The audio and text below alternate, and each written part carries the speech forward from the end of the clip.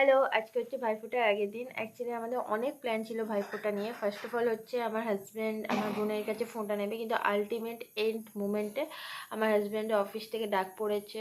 Obviously পুলিশে job করে, যেতে হবে, ইচ্ছা না থাকলেও যেতে হবে।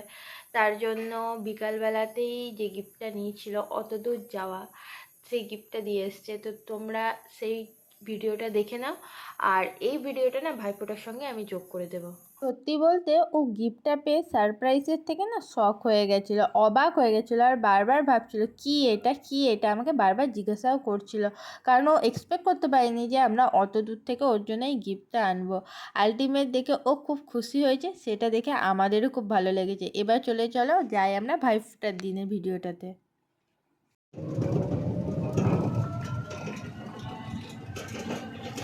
সেদিন বড়মশাই আমার সঙ্গেই টোটোতে গিয়ে স্টেশনে নেমে গেছিলো।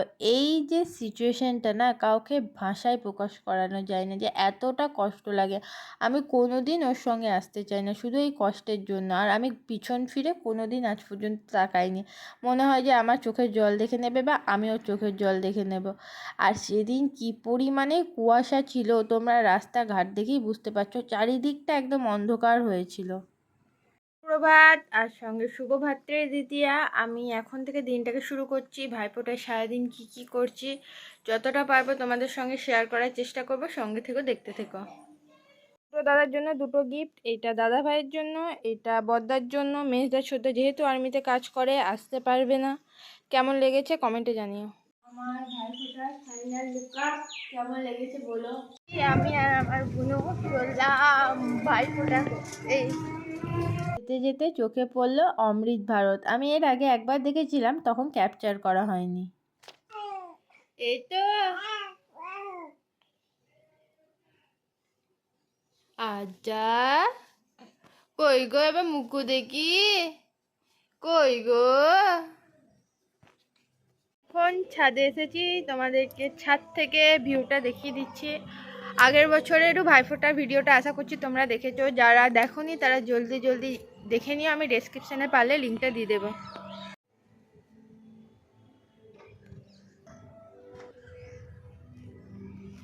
আমার বুড়ি চন্দন বাড়ছে।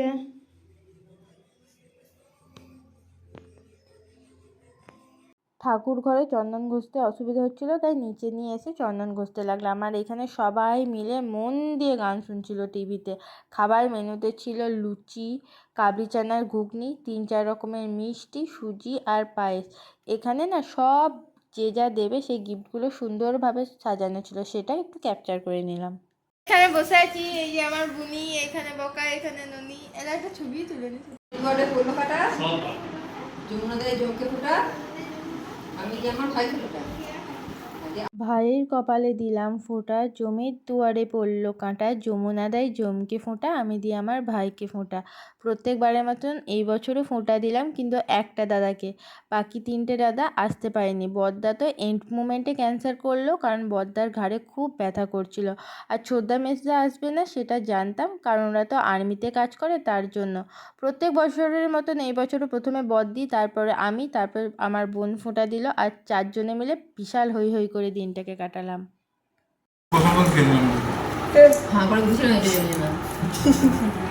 শুনছো তুমি? আমি যেখানে বসছি তো গেটে গেছি কেন কে? হ্যাঁ, তুমি শুনবা, তুমি বড় হও দিয়ে তো শুনবা। হ্যাঁ, শুনতে হবে তো।